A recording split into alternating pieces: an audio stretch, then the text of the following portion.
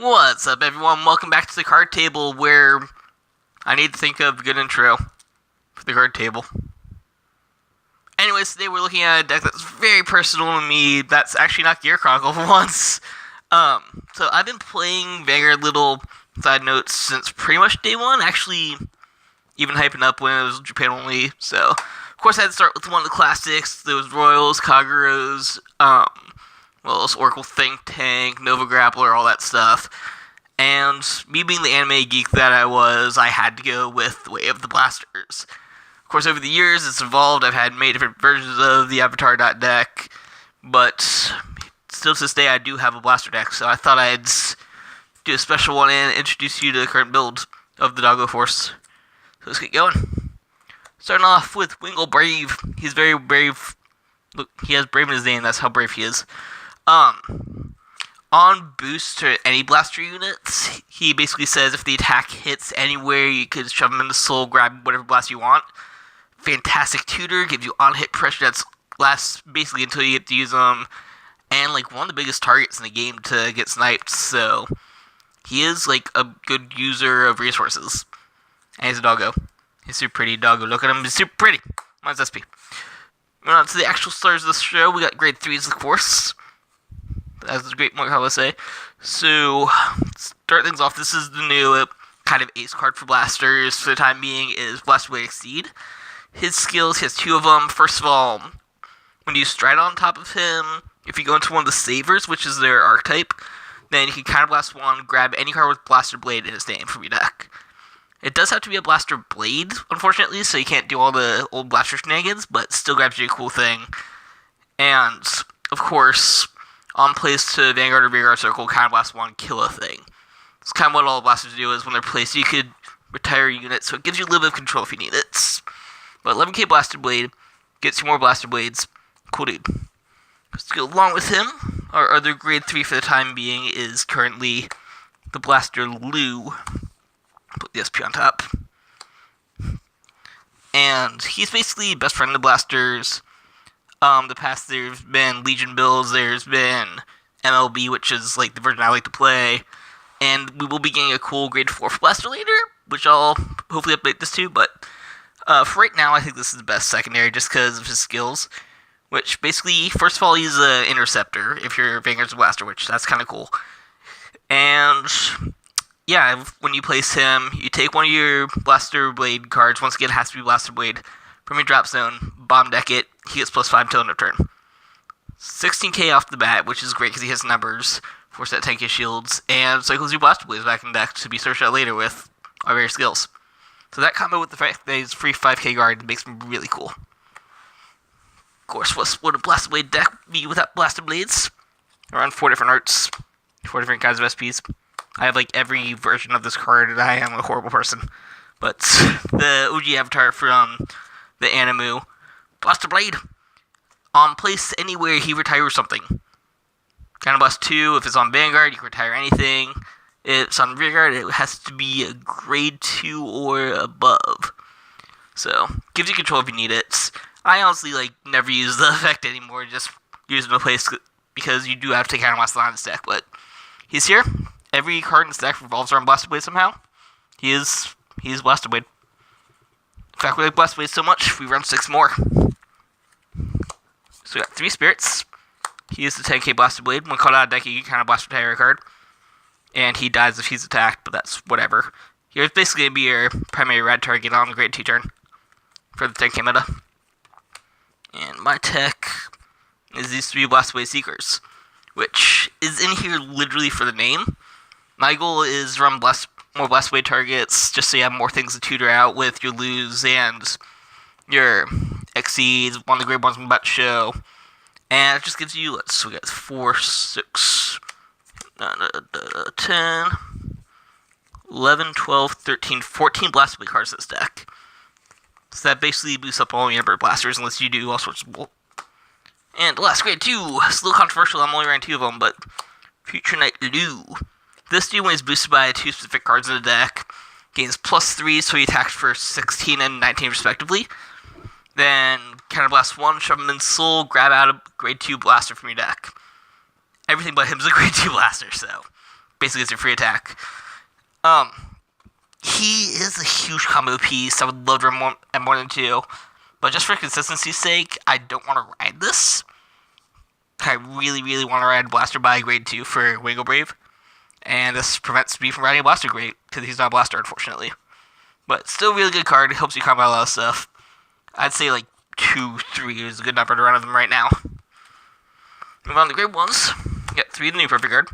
Her effect is if you're a Blaster, you can just Soul Blast 1 instead of discarding, and that nullifies the attack. So that's freaking awesome. The reason we're only running 3 of these instead of 4 is because I do tech 1 of this guy. This is the generic Perfect Guard. You can run whichever one you want. I choose this one because of Doggo. And for one tech that I run that requires high beasts. But he's basically in here just so you could guard your Blaster Blades, because he doesn't restrict to Vanguard only. And one of the new G-Guards, which I'll show you later, does call a card out of deck, so that will activate him. So 3-1 that. Of course, this is Doggo, so we are on Doggos. This is Wingle 3rd, 5th. There's a lot of Wingles. This is one of them. So skill, if his attack hits, or if he boosts attack that hits, basically he has to exist on attack that hits any way, shape, or form. You check your top 7 for you check your 7 for a card with Blaster Blade in its name and add to your hand, then shove it in Soul. So, and yet again, the whole 14 Blaster Blade target thing, increase your odds of calling it. And this is great, like, if you could somehow draw 4 of these in your opening hands, you just play them. Because suddenly, okay, I'll go second, whatever. Boop, boop, boop, boop. I now have 2 columns that say if they hit, I can grab 2 cards in my hand. And plus my Soul. Pretty cool. I like running at 3 to 4. It kind of depends on how many Blaster Blades you run. But with 14 here, I am going to run 4. Of course, we got some non-blade blasters. Like Blaster Doggo. He's in the same column as Blaster Blade. When you call him, you countercharge 1. Helps you get your resources back. He's also a good ride target if you have to go second. So you can go to your Wingo Brave right away. And for that, we also run 2 Blaster Girl. She's basically in here because she's another Blaster unit. But she does have resist, which is really good against control matchups. Finally, moving on to triggers. We got one of the stars of the show. This new Doggo, Pink Doggo. It's Critical Doggo. So, she has a cool skill. If you get one of these Blaster Blade guys on the field, it has to be specifically Blaster Blade, so none of his clones. But, if you got Blaster Blade on the field, after he's done attacking, counter blast 1, shove it into the deck, reset that Blaster Blade. Congratulations. Blaster Blade is now an Aqua Force card. This is stupid. Like, there's combos that you basically want to get your Blaster Blade, all the triggers on them. And you go, oh hey, I attack, oh hey, I attack, oh hey, I attack, oh hey, I attack. So as long as you have Counter Blast, you have another attack open, which is freaking ridiculous. Of course, to go along with Doggo, we get another Doggo crit. This is the new crit that's just a +3 in Soul. Same thing as Margle, I just think the crit's more important than draws. Yep, this check for our stand trigger of the deck. I have been testing out as 12 crit build as well, which also works, but this, because of one of the strides and because of the way the Blaster Blade performs this deck, you do want to run some stand triggers. So her effect, the reason I chose her, is when you call her at Generation Break, you can choose 2 cards to give +3000 to, and then she shuffles back in the deck. So it helps you get numbers, helps you boost whatever you want, and then reshuffles in. Always a good idea. And the final triggers, of course, heal triggers. Doesn't matter too much. I prefer this one because he's a high beast for reasons. And he is the special heal for the new G-Guard and GB8s, but I honestly never use that effect, so he doesn't really matter.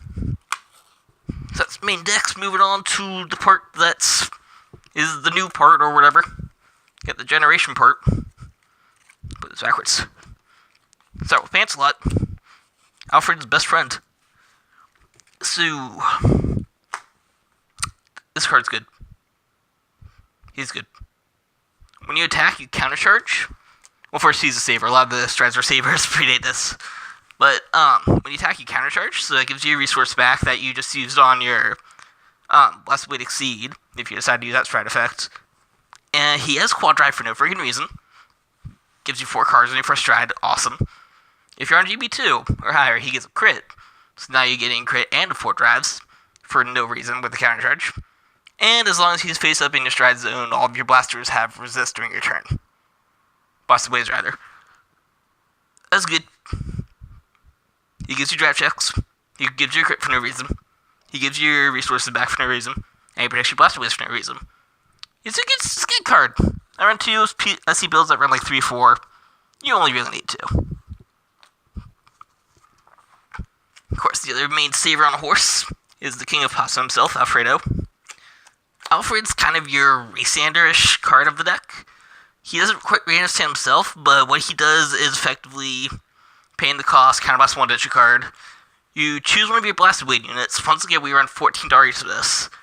Give it +3, and it gains the ability to get Twin Drive on its first attack. This is hilarious. Effectively, you get 5 drive checks, well, really down to 4 after because of this card, but you put on Blaster Blade, get him to do a first attack, then you stand him with the critical trigger, shove him back to the deck. I like to put it on a Blaster Blade Siege Rearguard because that makes him a 14 with 7k boost is 21. And yeah, you get to get 5 drive checks, get more triggers on your Blaster Blade, and it's Alfred. He's like the best random Blaster Blade or whatever. Boop. Don't want my techs. 2 Fides.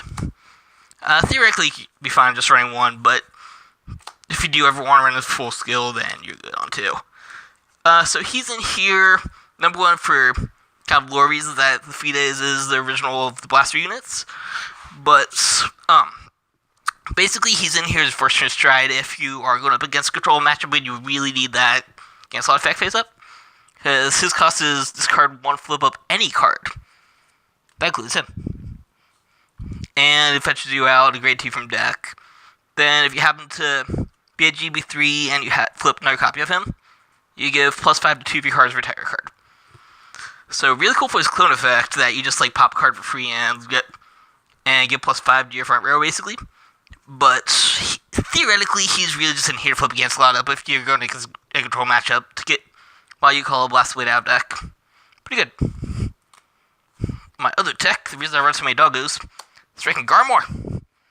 Now, Garmor is the Gold Paladin, but he's cheats because he's cool like that. He's actually allowed in the Royal Paladin deck, just like Shadow Paladins are with Blaster Dark. Royal Paladin's best Paladin. Doggo Man, he has 2 effects. This one down here doesn't matter because it's only for Garmor deck. This one does.